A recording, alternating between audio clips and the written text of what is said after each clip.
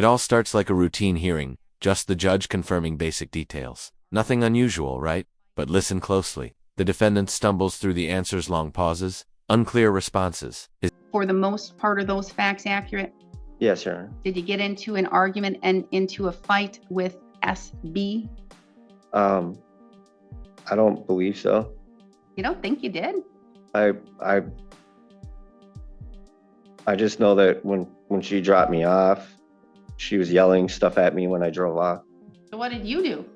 I just drove off. You didn't do anything? Oh, You didn't provoke a disturbance? no. Good, we're going to trial. Thanks. We'll set this matter for a trial. Okay?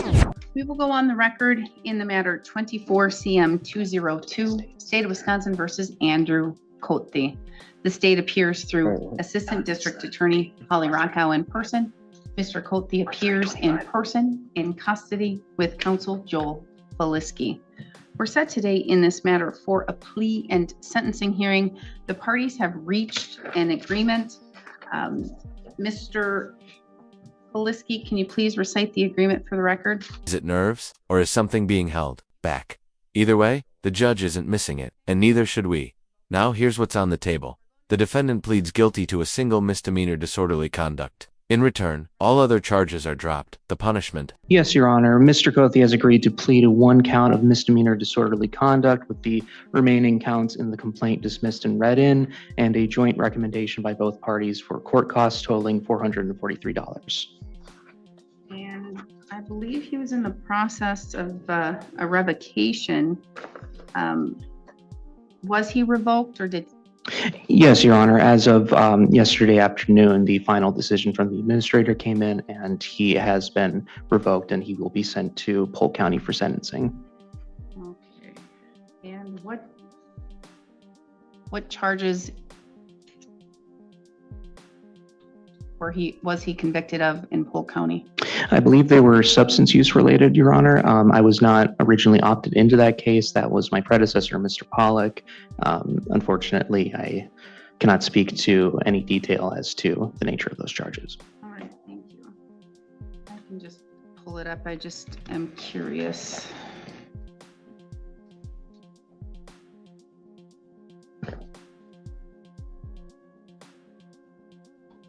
Would it be for the 24 cases or for a 21 case, Mr. Cote? 24? Oh, 24 case. Okay, so for the 24 cases. Just court costs about $443. That's less than a traffic fine in many cities. But behind that small number might be a much bigger problem. Here's where the case begins to crack open. Charges from another county involve serious drug possession, amphetamines, cocaine, and repeat offenses. Possession of amphetamine as a repeater. Possession of cocaine, a misdemeanor. It looks like. All right. Okay. Basis for the agreement and why it's in the public interest, Ms. Rockow? Your Honor, Mr. Schmidt negotiated this case with Mr. Pollack and Mr. Flasky, but based on my review of the file, I believe that this was based upon the facts and circumstance surrounding the case being relatively minor in terms of the disorderly conduct. There was, of course, the violation of the bail, but that was the Polk County bail. And so it looks like that was all resolved with his latest revocation. So those bail jumps being dismissed and read in is appropriate for that reason. And I don't believe that any additional confinement or supervision is going to be necessary as he is facing that sentence for the revocation. Okay. All right. So we do have victim SB in the courtroom here today, and Ms. Bauer, SB would like to make a statement. Is that correct? Yes, Your Honor. SB may come up here and have a seat at the black desk, and you may provide a statement. If you are going to read something, please read it very slowly so my court reporter can take everything down. Of course. That's not a slip of bets, a pattern, and in criminal law, patterns matter. They tell a story. So why does this case seem so light-handed? Then comes the turning point. The victim steps forward. Her voice cuts through all the legal talk and paperwork. I was in a relationship with Andrew Cothey for almost a year. Since we started dating on January 22nd, 2024, I knew there was something wrong with the way he would talk to me or even act. But I was in love. On April 5th, that's when the real anger started. Almost every day from then until the 22nd of October, or the 21st of October, there were fights. He would hit me, but he always thought that he could just make it up. Sorry. On October 21st, we were at a friend's house and he was on the phone with a friend, and just out of nowhere, he called me the B word and then threw a car manual at me. Seconds later, he would spit in my face. But once again, made it up, told me he would never do it again.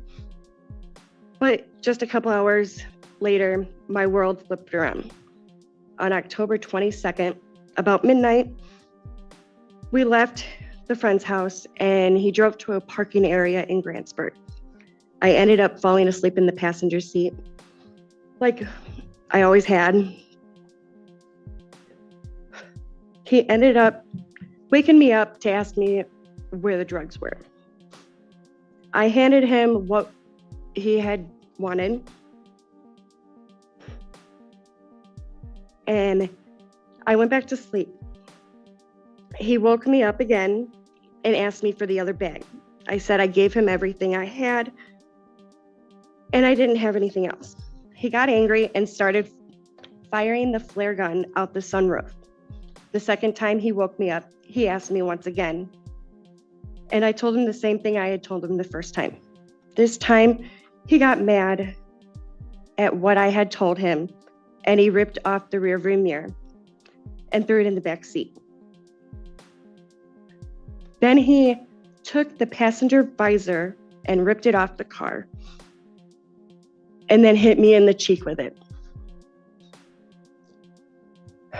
The third time he asked, I told him the same thing. This time, he ripped off my glasses, bent them, and broke them. This is where the emotional weight of the case finally shows. She describes months of fear-broken phones, shattered glass, a car turned into a trap. Every moment was about control. This wasn't a simple dispute, it was about survival. 6 months later, she's still healing. Panic attacks, medication for nightmares, and ongoing therapy. And all she's asking for is 90 days in. So I thought I was going to try and call for help. He ended up taking my phone and with his two hands, literally ripped it in half. The fourth time he woke me up, I kept repeating what I had told him every time. And this time I looked at him and I looked in his eyes and they were black. It was like Andy was gone and someone else took over. The next thing I knew, he started bashing my head against the passenger window. And all I kept thinking was, I have to get away, otherwise he's going to kill me.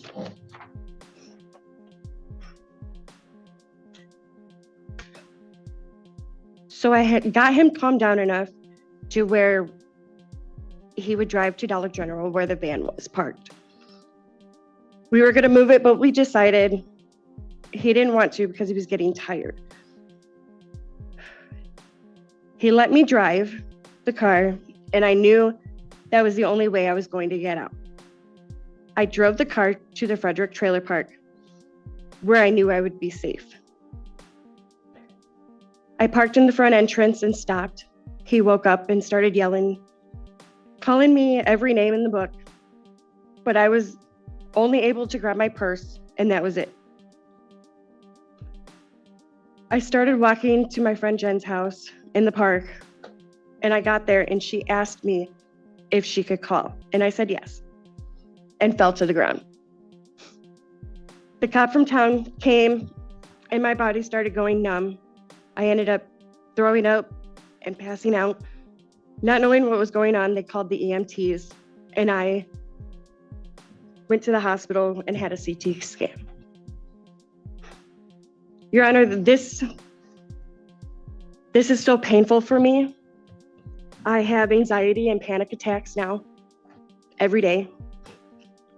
I am actually on nightmare medicine. I don't know the name of it, but I have nightmares every night, every time I sleep, of what he did to me.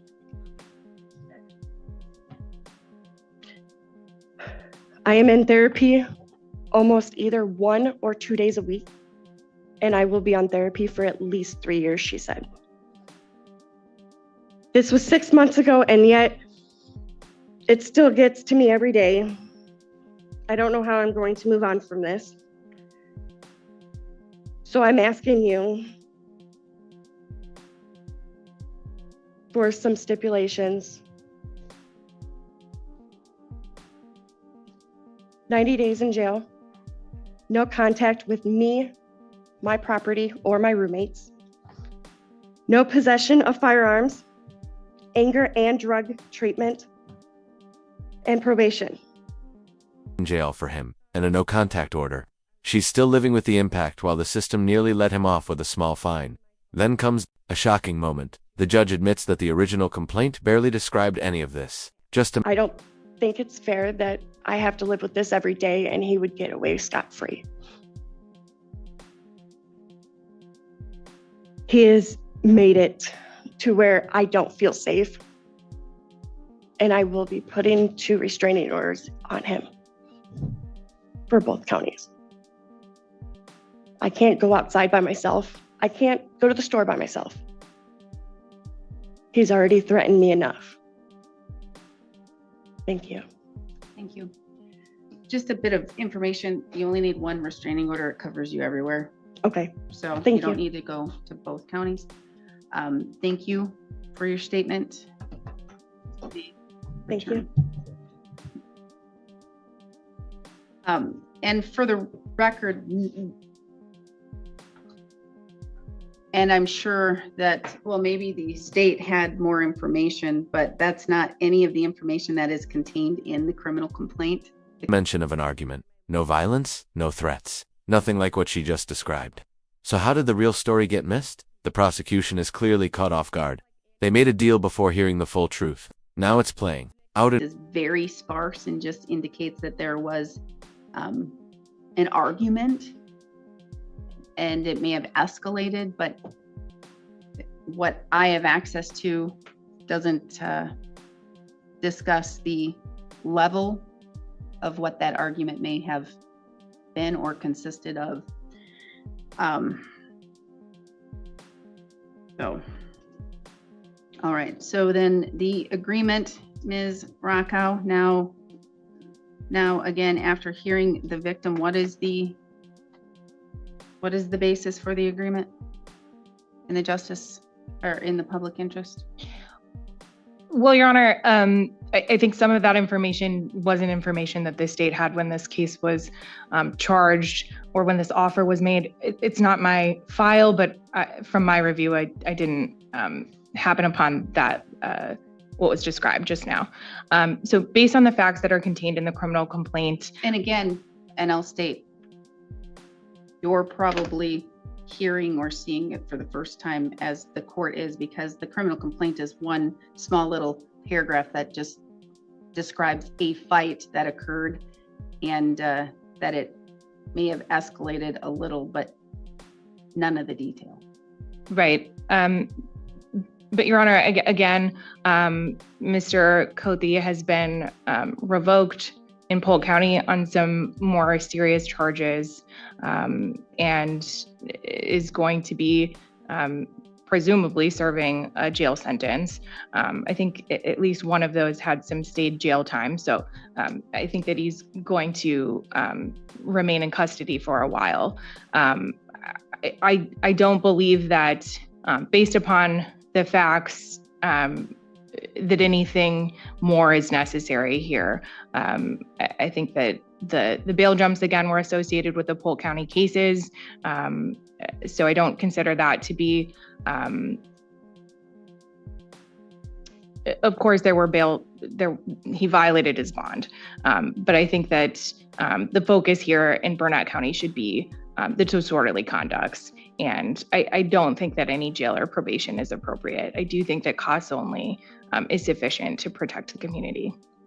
In real time, and they're stuck. Plea deals are hard to reverse once signed. But now the judge has a choice. Stick with the deal or take action. Then the defendant does something surprising. He denies everything again, right after pleading guilty and hearing the victim. All right. And my guess is that the state wasn't aware of, I'm going to guess also maybe the police were not aware of the extent of the argument or what occurred that night, because otherwise I'm questioning why a battery wasn't charged.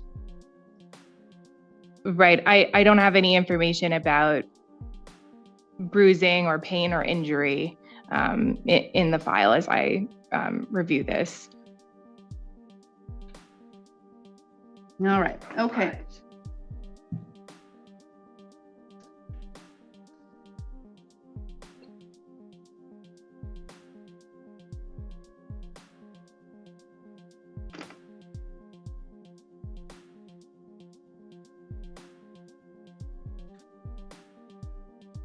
And he is being revoked, and I'm taking judicial notice of 24 CF 15, 24 CF 224, and 24 CF 310 Polk County matters, in which he has now been revoked on those matters and will go face sentencing in Polk County. I believe in those cases, there is no state jail time. That was that fictitious thing that some judges do, and they fictitiously say, I'm having that fictitious conditional jail for probation to use if they wish to do. Understood. And so with regards to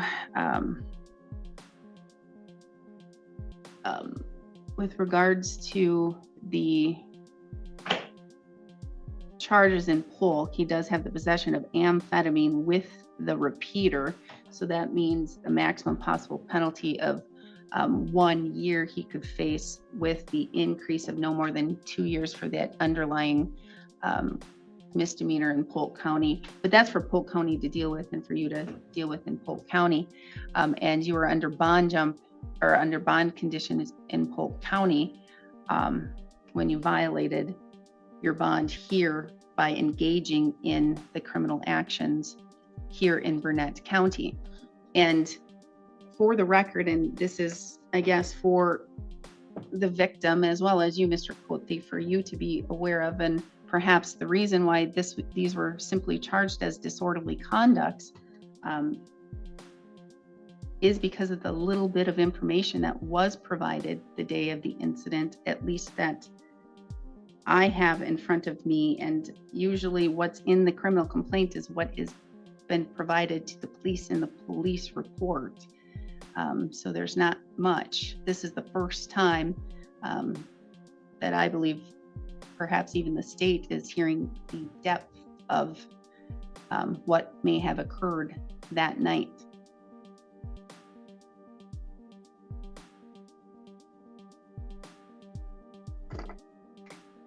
So he's pleading guilty to one count of disorderly conduct, is that correct? And the other count will be dismissed and read in, and he's facing the other charges in the bail jumps in Polk County? To my understanding, Your Honor, that is correct. It's a plea for one count of disorderly conduct, with the remaining counts in the complaint to be dismissed and read in. As has been stated, he is currently he has been revoked from probation, and he will be sent to Polk County for sentencing after revocation. I would like to take note that he has been in custody on this revocation hold stemming from this incident since October 31st of 2024. He has accumulated approximately 155 days of jail credit. The conduct has again prompted revocation here, in the maximum sentence for a charge of disorderly conduct has been vastly exceeded. He's sat for close to double the amount of time he would for the maximum sentence on this. The public, I believe, has been sufficiently protected. He will continue to reside in custody, awaiting sentencing after revocation. I believe he will be returning to active supervision for his Polk County charges as well. In entering this plea, he is taking accountability for this and does wish to move on. For those reasons, I would ask the court to adopt the joint recommendation. Thank you. All right, can I have the plea questionnaire waiver of rights form, please? Yes, Your Honor. May I approach? You may.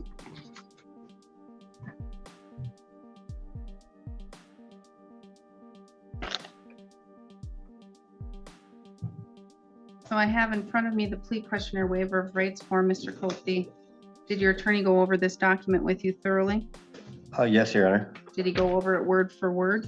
Yes, Your Honor. And do you understand it completely?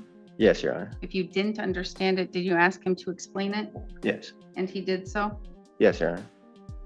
So you're 37 years old, you have 12 years of schooling, you can read, write, you understand the English language. Yes, Your Honor. That's your signature on the second page. Yes, Your Honor. You're pleading guilty to 1 count of disorderly conduct, is that correct? Yes, Your Honor. Did your attorney go over with you what the state would have to prove your guilt beyond a reasonable doubt? Yes, Your Honor. Did your attorney go over with you the maximum possible penalties you face? Yes, Your Honor.